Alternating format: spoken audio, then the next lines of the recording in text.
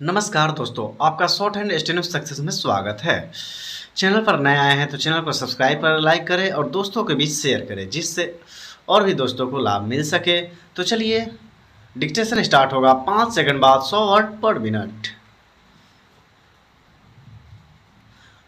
Start. कई दिनों से बंद पड़े एक घर में चोरी की योजना बनाते हुए एक चोर रात में सर्कस का लास्ट शो देखने गया।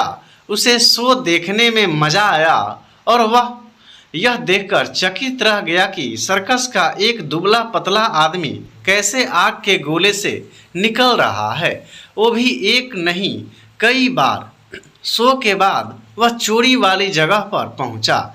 उसने देखा कि सारे दरवाजे उसकी उम्मीद से कहीं ज़्यादा सुरक्षित हैं और वह उन्हें तोड़ने में विफल रहा। उस जगह की रेकी करते हुए उसे छत के नीचे एक छोटा सा छेद दिखा जो कि सर्कस रिंग से बड़ा था।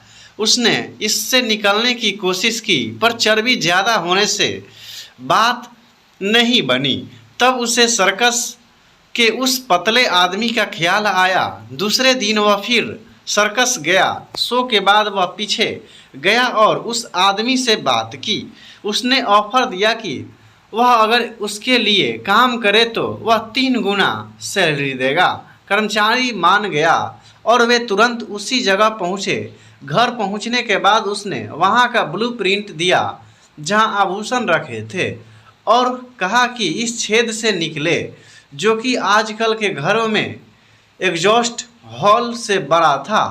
कर्मचारी ने मना कर दिया और कहा कि जब तक वह कुछ हजार लोगों को इकट्ठा नहीं कर लेता वह अपना काम नहीं कर पाएगा। चोर को समझ नहीं आया और उसने विस्तार से बताने के लिए कहा। कर्मचारी ने कहा, अगर तुम्हें लगता है कि मैं उस रिंग से आसानी से इसलिए निकल जाता हूँ कि मैं प्रतिभाशाली हूँ तो तुम गलत हो। मैं उस फायर रिंग में प्रवेश करता हूँ क्योंकि वहाँ हजारों लोग हौसला अफजाई के लिए होते हैं, मेरे लिए ताली बजाते हैं और उस रिंग से निकलने के लिए प्रोत्साहित करते हैं।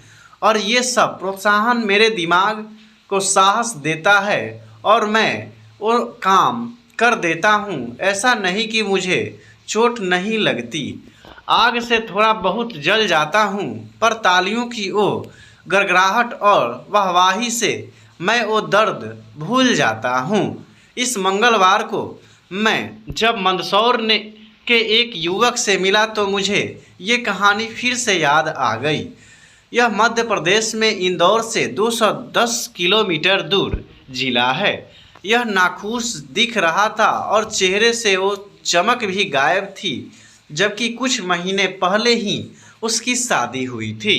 एक एमएनसी में उसकी अस्थायी नौकरी थी जिसके दुनिया भर में ऑफिस हैं और अच्छी खासी सैलरी देती है।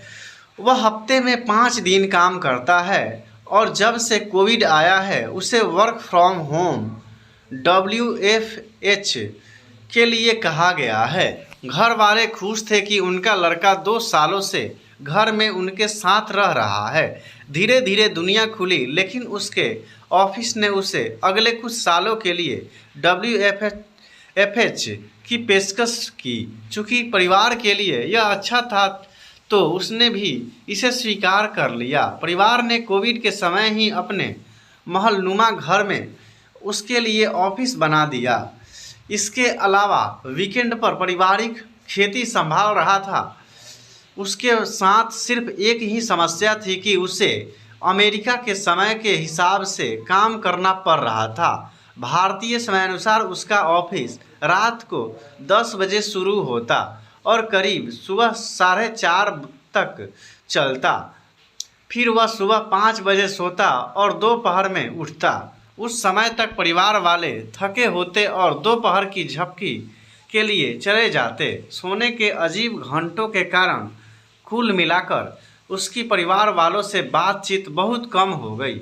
मुझे महसूस हुआ कि उसे सहकर्मियों और परिवार वालों से प्रोत्साहन चाहिए जो कि उसे नहीं मिल रहा था।